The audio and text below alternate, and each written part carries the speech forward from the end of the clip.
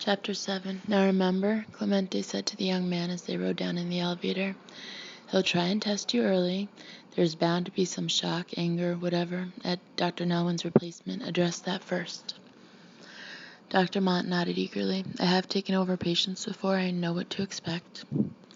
Clemente shook his head. That's exactly my point. This is not a usual patient. Don't expect, don't anticipate. Just stay relaxed and open to anything. The doors of the elevator opened on the antechamber. Just use today as a feeling out session. Take it easy.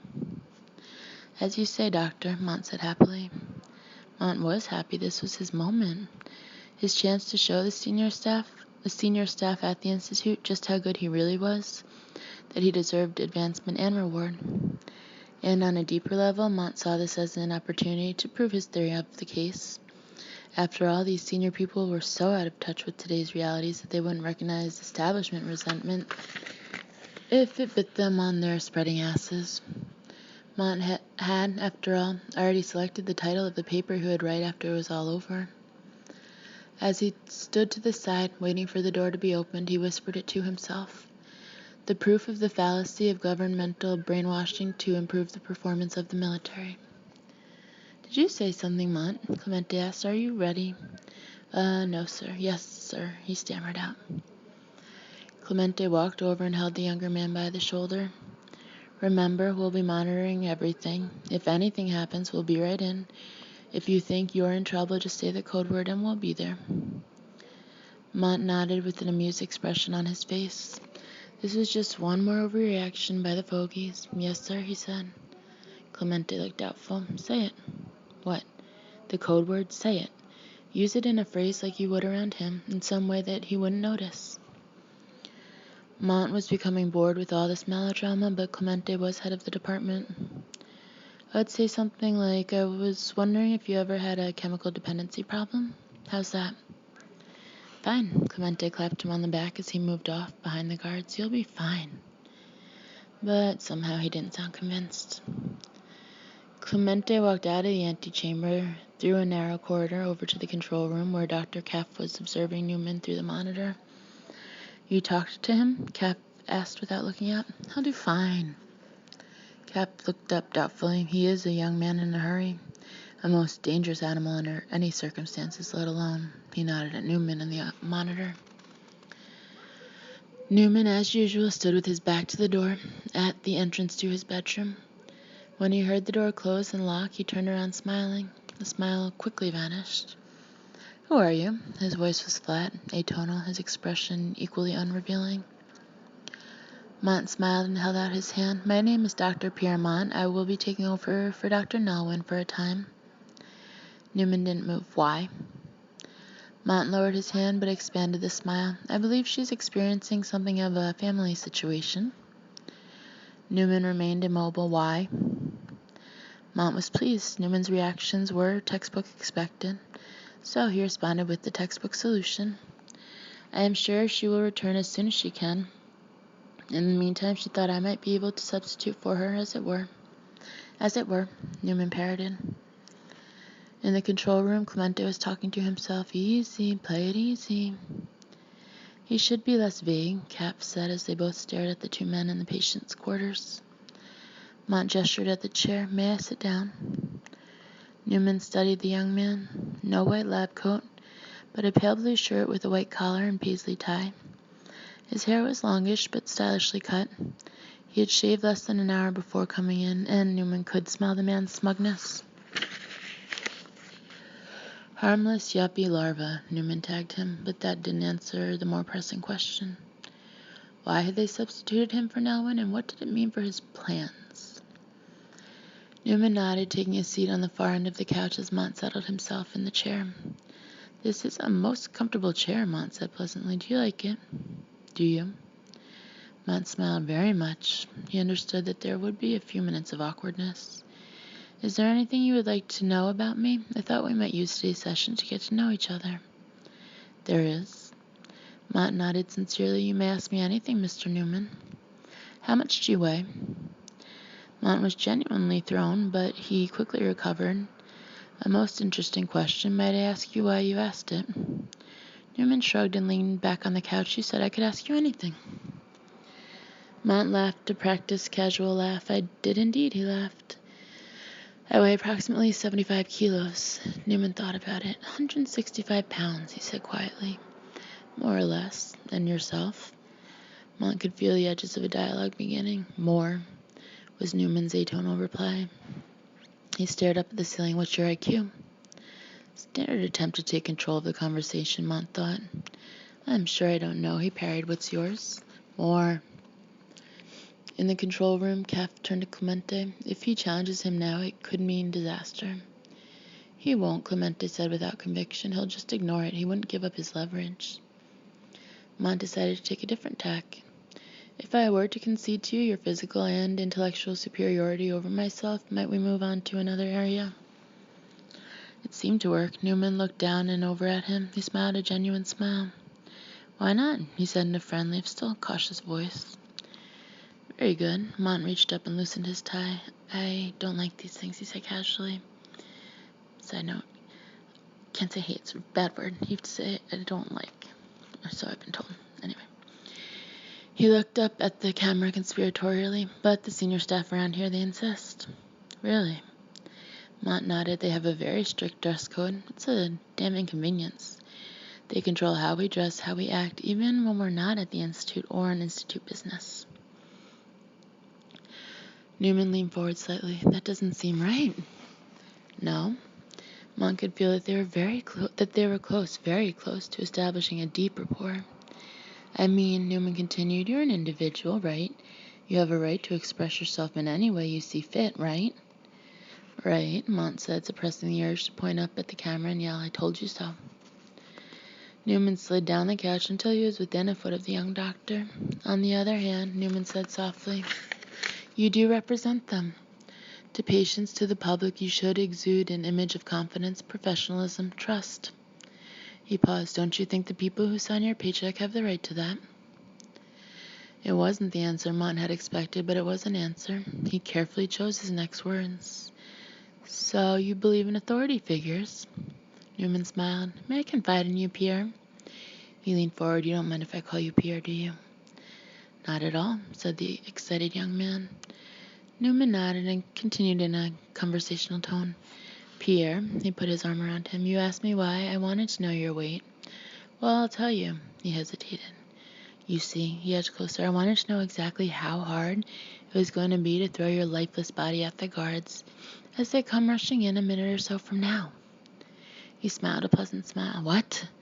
Mont couldn't react fast enough. Newman quickly dug his thumb deeply into the young man's neck as he raised his open, stiffened palm in front of the man's face. He carefully kept Mont's body between himself and the camera. In the control room, they raised the gain on the microphones to try and hear what Newman seemed to be whispering to Mont. "If you move," Newman said quietly and without any rancor, "you'll die. I promise it will be painless, but I'm afraid it will be permanent. If you believe me, close both your eyes for 1 second." Mont, in more pain than he imagined one thumb could cause, squinted, both eyes closed, then reopened them. He stared at the rock-solid, unmoving palm that threatened to break his nose and drive the bone fragments into his brain. "Good," Newman said in an almost amused tone. "Now I'm sure they gave you some code word or phrase in case you got in trouble." His tone sounded genuinely curious. Both eyes squeezed closed again. "Now I want you to whisper to me very softly." In the control booth, Clemente and Kaff bent low over the monitor. "What is going on?" Kaff said to no one in particular. At that moment, Newman leaned back a bit and smiled up at the camera. "Chemical," was all he said.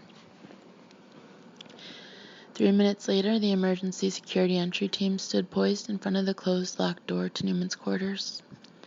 After checking the arrangements, Edel returned to the control room. "Where is he now?" he asked. "Still on the couch," one of his men replied.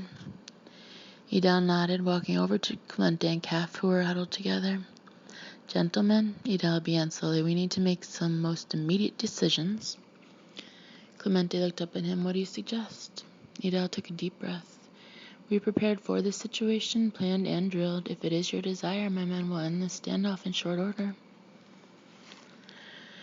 Kath was studying the man carefully. "But that wouldn't be your first choice." He said it as a statement. "No," the security chief replied, "it would not." "Go ahead," Clemente urged. "He has killed no one, taken no defensive action, whatever, whatsoever." I think it's supposed to say whatsoever, but it says whatever. He has merely immobilized Dr. Mont and, in effect, asked to talk." He paused. "I believe we should." Kath nodded. "We agree. He could easily have killed Mont at any time, but the problem remains he will not respond to any of our calls over the speaker." Edel shook his head and chuckled. "Nor, sir, would I in his position." Clemente checked his watch. "Chief Edel, I agree with you that this may all be less than it appears. Goodness knows I wanted to kill Mont on more than one occasion. The man can be insufferable." His anger at Mont's amateurish approach was palpable. "But," he continued, "I'm capable of controlling that impulse. Can we say the same for Mr. Newman?" "If Newman wanted the doctor dead," Edel said flatly, "the doctor would now be dead." He paused. "He is a soldier, not the type who takes hostages for gain." "What do you call Mont, then?" Edel studied the monitor. "An attention-getter." Kath interrupted them. "Gentlemen, forgive me, but if this goes on much longer, I'm afraid our options will be taken away. There is time for analysis later." He looked at the unmoving figures on the monitor. "Now we must act in some way." He checked the monitor. "If we do not, this could all end up nothing but a waste, a tragedy." Edel's expression became firm. "We must not allow that to happen." Kath smiled. "You are going in there, no?" "Yes." Clemente shook his head. "If anyone goes, it should be me or Kath. We're the ones trained to deal with this kind of personality." Kath looked at Clemente quizzically. "There may never have been this type of personality before. Who can say who's trained to deal with it?" 2 minutes later, the door opened just enough for one man to enter and was quickly slammed behind him. Newman kept Mont between himself and the door. "Who is that?" "It is me, Brian, Conrad Edel." "Welcome." Edel remained just inside the door. He could see Mont tremble, could smell his fear. From Newman, however, there was nothing but a casual politeness. "We have a difficulty here, Brian." "Actually," Newman said, "it's this asshole who has a difficulty." "Can you tell me what the problem is? Perhaps together we can resolve it." He stepped another 2 paces into the room. "Well," Newman said pleasantly, "you were in the group's GSG-9, right?" "Yes." "And when you were on assignment, and suddenly they changed your control officer on you without any logical explanation, what would you have thought?" "That I was being betrayed, perhaps set up to be killed." "Right the first time." Newman stood up, dragging Mont to his feet at the same time. "Now this morning I get up, have breakfast and all, then this jerk shows up with some specious explanations about his taking over for Nelwyn, who supposedly has some kind of nebulous personal problems." He paused. "Now I ask you, what would you do?" His voice was almost amused. Edel thought it over. "Most likely what you have done." Newman briefly bowed his head to the security chief. "So, here we are," he said. Edel looked up at the camera. "Dr. Clemente?" "Yes." Clemente's voice echoed through the very still room. "Would you please tell Mr. Newman the true reason behind Dr. Nelwyn's replacement?" There was a long silence. "Dr. Clemente?" "Yes." This time Edel sounded angry. "Do not take the time to fabricate another story. He will see through it as well." He looked over at Newman. "This man is owed the truth." The hesitant voice began after a moment. "She's expressed an opinion which has engendered some controversy." Newman looked at Edel skeptically. "You see what I mean? I'm supposed to trust my survival to these people." Edel was nodding without realizing it. "The truth, Dr. Clemente?" Kath's voice came over the speaker. "This is Otto Kath." "Nice to talk to you, Dr. Kath," Newman said pleasantly as he dug his thumb deeper into Mont's neck. "Dr. Nelwyn advanced an opinion on your case that was met with resistance. As a result, Dr. Tabbert has removed her from your case." "Oh." Newman released Mont, who collapsed to the floor. Then he looked up at the camera. "Now, is that so difficult?" Edel walked over and helped the young man up. He half carried him to the door, which was quickly opened. Mont was pulled out of the room and the door relocked. Edel turned back to Newman, who had sat down on the couch, turning on the television. He sat down next to him. Is Dr. Nolan really so important to you? Edel asked sociably. Not really. I didn't think so. He paused. So why all of his theater? Newman seemed interested in the program. Would you believe me if I said it was about fair play and mutual respect? No, the security chief chuckled. I would not. Newman turned to him and smiled. I knew there was a reason I liked you. He turned back to the program. So, Newman said as he flipped through the channels, what do you think it was about? Control. Newman slowly turned to him, damn straight. Edel stood up, patting Newman on the shoulder. Don't do it again, okay? Newman watched as he walked to the door. No surprises from them, none from me. The door opened, but Edel hesitated. This afternoon, when you are brought up to the conference room, you will behave? Newman laughed a deep, hearty laugh. You really think they'll do that now? Edel nodded. I think they are as embarrassed by Dr. Mont's behavior as I am by yours. Newman hesitated, then stood up, walking over to the open door. The guards took careful aim at his chest and head. I'm sorry if I let you down, he said in a sad voice. If thou, O Lord, shouldst mark iniquities, Lord, who could stand? Edel recited. Newman finished the quotation. But there is forgiveness with thee, that thou mayest be feared. He smiled naturally with charm. Psalm 130, verses 3 and 4. He paused. No trouble with the move, you have my word on that. Edel smiled, clapped him on the shoulder, and walked through the door. Try and get some rest. The door was slammed and locked. 2 hours later, Beck, accompanied by 5 civilians, was met at the front entrance of the Institute by Tabbert and Clemente. While Tabbert glad-handed the review board, Clemente took Beck aside. Clemente looked down as they shook hands. Have you hurt yourself, General? Beck held up the hand that had band-aids on 2 fingertips. An accident, he said. Minor burn, unscrewing a light. Clemente nodded without paying attention. I see, he said vaguely. Do we have time to talk? The time to talk. One glance at Clemente's concerned expression, and Beck nodded. I'll make time. As they walked toward the unit, Clemente brought Beck up to date about the late-night conference, the scene that morning with Newman and Mont, everything. When he finished just outside the unit, Clemente stopped. The question now, General, is where do we go from here? Beck seemed distracted. Excuse me? I was saying, Clemente began again, the problem is what to do now. Have we damaged our relationship with Mr. Newman beyond repair? If not, how do we go about treating a man who has demonstrated so much animosity toward us, not to mention the risk factor? Beck suddenly seemed to hear him. I thought we went through all that before we started. And the staff was suitably warned. Clemente paused, looking around to make sure they weren't overheard. But that was all in the abstract. We now are faced with reality. Between the incident with the cat and now Dr. Mont, well, you're afraid you won't be able to get the staff to work with him? Clemente shrugged. They'll do their jobs, I suppose, but there will always be an air about them, a vibration of fear that I'm sure Newman will pick up on. He paused. It may be too much to overcome, not to mention his distrust of us. Beck looked at the older man. What are you saying? Clemente took a deep breath. Perhaps it would be better for all concerned if Newman were transferred to another facility. He laughed bitterly. I'm sure you'll have no argument from Tabbert. Screw Tabbert, Beck spit out. I'm thinking about Newman. So am I, Clemente responded. It's for his good I'm suggesting the change. Beck shook his head. I don't think you understand. Doctor transfer is not an option. But if we can't... Doctor, I've spent the last 2 weeks in Washington trying to explain what we're doing here to 5 bureaucrats who don't give a damn. He started pacing. As far as they're concerned, Newman is just an expensive piece of sophisticated equipment. He's broken down, so they send him to experts to repair. He turned to face Clemente. If you say you can't do the job, they'll cut their losses and junk him like a used blender.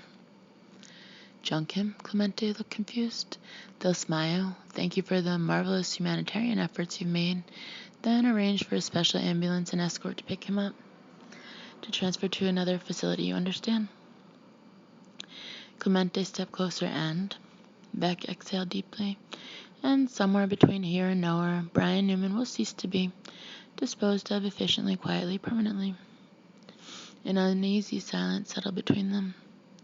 I'm not sure what to say, Clemente said as another coughing fit overtook him. Beck turned away. Is there any chance of helping Newman? He said quietly, not at all sure what he wanted the answer to be. Clemente wiped his forehead, then stepped beside Beck. Together they watched birds feeding off the lawn by the woods. We can't even name the disease, let alone begin to treat it, Clemente said in a still voice, if it is a disease. Patricia's theory is beyond the fantastic. But would her treatments in any way interfere with your approach? Beck's voice was firming up, strengthening. I'm not even sure what her treatment would be. I mean, how do you treat the next generation of man, assuming for the moment that she's right? Let's get her back in here and find out. Tabbert will never go for him. Beck turned, looked across the large lawn at Tabbert and the approaching review board, then started off toward them. Just get her back now. He paused as he straightened his jacket. Let me worry about Tabbert. Clemente watched them go, tilted his head as if to align his vision to a world knocked off its axis, then went inside to make the call. 90 minutes later, Patricia arrived at the unit. The board was seated behind a conference table on the second floor of the unit. Clemente sat at a small table to their right, Tabbert at another to their left. A third table was empty directly in front of them. Dr. Clemente, one of the board members said icily, you were with General Beck. Yes, sir. Well, where is he? We've been waiting. Beck came through the door, followed closely by Patricia. Gentlemen, Beck said, if you'll bear with us just another few minutes. A very few, the board member said. Tabbert jumped up as soon as he saw Patricia and rushed across the room. I warned you, you are under... Why don't we take this outside, Beck said as he gently moved them both toward the door. They crossed the corridor, going into one of the offices. As soon as the door was closed, Tabbert turned his full wrath on Patricia. This is the height of impertinence. After this, you won't even be able to show your face in a clinic, let alone any decent hospital. You are under full suspension, pending dismissal as of now. He was so angry, his voice came out in a series of high-pitched squeaks. Jerk, was all Patricia had to say. Beck stepped between them. Dr. Nelman, would you be so kind as to wait in the hall? Thank you very much. Shaking her head, she slowly walked from the room. Beck turned his attention to Tabbert. Why don't you sit down, doctor? I will not, the little man bellowed. You may not be familiar with what has transpired here of late, sir, but rest assured I am. That woman has no business anywhere around this facility, and I will not allow her in front of that board. He paused momentarily, running out of breath. Why she is even here is beyond any... I asked her to come. You? Sit down, doctor, please. I will not. General Beck, this is my hospital, and I will assign or oust staff as I see fit. He was trying to control his anger. Now you haven't been here for a fortnight, so I will let it go this time. You have no way of knowing what nonsense that girl has been spewing out. But in the future, please bear in mind that you are here with my sanction, and it can be withdrawn at any time. He turned to leave. Doctor, Beck reached out, clamping his hand down hard on the little man's shoulder. We're not done here. Tabbert whirled around. How dare you? Well, he was never able to finish his sentence as Beck spun him around, throwing him into a chair along the far wall. Shut the hell up, Tabbert, Beck raged. Tabbert stared up at the angry big man. His eyes shot out daggers, his mouth twisted in fury. He clenched and unclenched his fists, but he didn't say a word. Now listen to me, you little Nazi bastard. I'm sick and tired of all the bullshit I've been getting lately. From Washington, from Clemente, from Newman, now from you. He walked over to within inches of Tabbert, towering over him. You're a professional. You know all about people who resort to violence for crisis resolution. He laughed bitterly. Hell, that's what we're here about, right? No answer. Right? Tabbert nodded. As you say, he said between clenched teeth. Right. And you know all about what happens when people like that, people like me, like our friend downstairs, can't find an appropriate outlet for their violent tendencies, right? Yes. Beck leaned over, picking up Tabbert by his jacket lapels. If you don't get the hell out of the way of the people trying to help he hesitated, to help Newman. He pulled the little man's face close to his. There's going to be an accident. His voice was chilling. Tabbert stared into the cold eyes, felt the hot breath in his face, and knew the truth. Yet something in his personality wouldn't let him admit it. You'd never get away with it, he heard himself say. Beck shrugged, dragging Tabbert over to the window. With his foot, he bunched some of the throw rug together into a slight ridge. You were angry, Beck said quietly, carrying on like everyone knows you do. You stormed over to the window, tripped and fell through it, breaking your neck on the pavement below. You're crazier than Newman, Tabbert said softly as he saw the look in Beck's eyes. That remains to be seen, Beck said quietly. Much as your decision, think it over carefully. Tabbert nodded slowly. Dr. Nelwyn is reinstated, he said in a defeated voice. Beck put him down, smoothing out his jacket. Thank you, Doctor. Very gracious of you. He reached into his own jacket, pulling out an envelope. He handed it to Tabbert. A check from the Department of Defense to your institute. It should cover any inconvenience you think you've suffered. Tabbert pocketed it without looking at it. Beck shrugged and started out of the office. General Beck? Yes. Tabbert labored to reacquire some of his lost dignity. Newman will be your death, and it will be well deserved. Most likely, Beck said, and rejoined the review board across the hall. Tabbert stood in the office for a long time.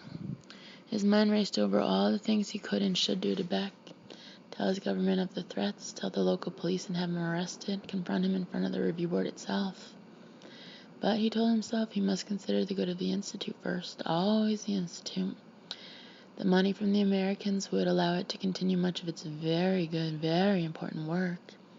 That was the important thing. The Institute must go on, even if good men like himself had to sublimate themselves to its goals and suffer insult and injury from cretins like Beck. He straightened his clothes, turned and walked out of the room, but he could not avoid looking at the menacing ridge in the rug by the window. In the sub-basement, Newman turned around after he heard the door close and lock. Welcome back, he said to Patricia. She walked in and sat down on the couch. Family problems all cleared up? He smiled and came forward. You're sounding very satisfied with yourself, she said, as she opened her pad. Shouldn't I? He settled in the chair. I mean, you are back, aren't you? So the whole show, that was for my benefit? If you like. She shook her head. I don't. Newman shrugged. Whatever. Would you like to hear my theory about this morning? Newman leaned forward. Absolutely. I hear your theories are all the rage. He was clearly enjoying himself. She ignored him. I think you got scared. Really? Really. I think you had this nice, comfortable thing going, everything in its place, everything in its time. Then, suddenly, someone dared to do something different, and they had the unmitigated gall not to consult you. She paused. How am I doing? Newman looked bored. I'm sorry, he said in a distracted voice. Did you say something? He leaned back in the chair. They changed things up on you, she continued in the same mocking voice, and you couldn't handle it. You got scared and threw a tantrum like a 2-year-old. Is that the official line? The sociopath, unable to adjust to change, acted out his resentments. He shook his head. You can do better than that. That's not what I said, and you know it. Do I? You got scared, she made a note. Oh, not like I would or Jack Clemente would, but it was a form of being scared anyway. Scared of what, he said as he yawned. She hesitated. Scared of losing your chance to escape from here. Scared of being trapped, unable to do whatever it is that you plan to do. And what exactly is that? What is it that I am so diabolically planning? She was silent for a long time. I'm not sure yet, but whatever it is, you're going to try and use me to accomplish it. So when Dr. Mont replaces me, you got scared and acted out. Newman laughed. I wouldn't call that scared, Doctor. What would you call it? He thought about it for a moment, unnerved perhaps, or maybe unsettled. He paused. Yes, let's call it unsettled. I'll concede unsettled to you. Thank you so much. She paused. So what made you feel so unsettled? Pretty much as you said, he began. In my line of work, change, particularly unexpected change, is never a good thing. He paused. Particularly since my scheming runs so deep, he said in a mock serious voice. So you took it out on Dr. Mont. Very logical. Her voice dripped with sarcasm. Newman stood up and began to pace. The man is a jerk. That's a good reason, she chided. He comes in here, spouting some bull about how I must hate establishment figures, trying to prove some ridiculous half-assed theory, how I am the establishment. Really, she said quietly. You don't think so? She shrugged. Being a tool of the establishment is not the same as being the establishment. Newman stopped, turning to look her straight in the eye. Just what was the theory that got you in so much trouble? How are you the establishment? She pressed. Now who's unsettled? He teased. They stared at each other for long moments. In the control booth, Edel and Cap watched uneasily. You don't believe a word I'm saying, Newman finally said in a flat voice. How are you the establishment? She stared back at him unflinchingly. Do they give you a code word for emergencies like they did Dr. Mont? Patricia smiled. They don't care that much about me, she said in a relaxed tone. How are you the establishment? Didn't they tell you not to corner me, not to antagonize or upset me? I'm not good at following instructions. The last bicycle I put together turned into a piece of modern art. He moved very close to her. His eyes narrowed, his voice dropped low and menacing. I could kill you right now. There would be nothing they could do. She seemed to be thinking about it. You could try, she said, looking up at him calmly. But then, who would you have these scintillating conversations with? Dr. Mont? She turned to her pad. How are you the establishment? Newman stood there for a moment, then visibly relaxed. He walked over and collapsed into the chair. The establishment is composed of 3 elements, right? If you say so. Newman arched his eyebrows at her response as if it surprised him. I do. He seemed to be thinking as he talked. At the lowest level, you have the masses, the losers, the people Nietzsche called the failed and the lost. People who live their lives through a constant series of failures, never attaining even a glimpse of whatever their goals might be. At the next level are the users, people who take the failed and the lost and use them for fodder. They own factories, cities, countries sometimes, and due to their skill at manipulating people,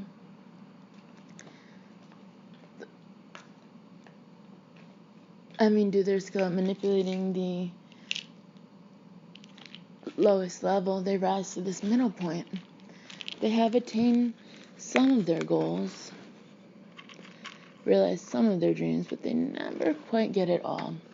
Like an Oreo without the filling.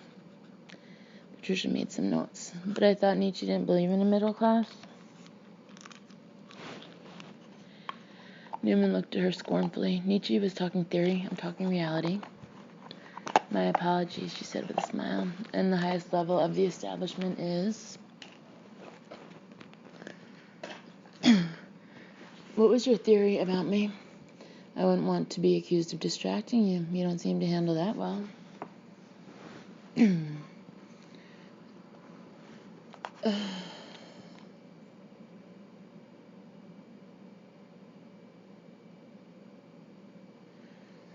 She flipped back some pages in her notebook. We have the failed and the lost on the bottom, the users in the middle, and the masters, he said, returning to his professorial voice. They have it all. Either from birth or through hard work coupled with an admirable lack of ethics. They own or control everything. They don't strive for a dream, they are the dream. They decided how things are going to be, and they're never wrong. They're omnipotent. Newman nodded. If you own everything, control everything, you make the rules. And the one who makes the rules is never wrong. So, she said conversationally, where do you fall in this rather impressive hierarchy? What was your theory about me? I would only bore you. It seems to me that this establishment you've described would be constantly at odds. The bottom level fighting the users chafing at the dictums from masters. Newman nodded. Take a look around lately. The establishment is more than fraying at the seams. But you still haven't told me where you fit in this grand scheme of things. And you haven't told me what your theory about me is. Patricia put down her pad and looked him in the eyes. I'll show you mine if I show you mine. deal. He leaned forward and began gesturing with his hands. You have 3 massively disparate structures, each with significantly different, often conflicting goals, each playing against the other 2, threatening to topple the whole edifice, right? Okay. So the only thing that keeps it all together, the one common band, the thread, the glue, as it were, she parroted back to him. He gave her an irritated look.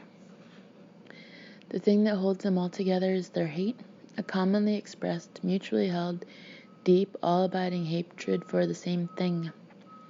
He paused, taking a sip of water. And that one unifying force, he continued after a moment, is the deviant, the night rider, the thing that goes bump in the night. Very poetic, Patricia said with a chuckle. He ignored her. All levels of the establishment despise the deviant equally, his independence, his ability to put himself above the rules, because he knows that he is above their stupid rules. So, she said, you consider yourself a deviant. Newman held up a restraining hand. The establishment considers me a deviant.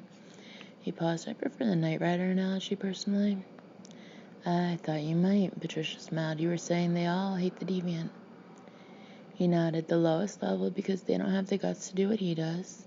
The users because the deviant represents the most direct threat to their piece of the pie. And the masters, Patricia asked. They know they can't control him, not fully. They can punish, execute, condemn all they want, but they can never completely control him.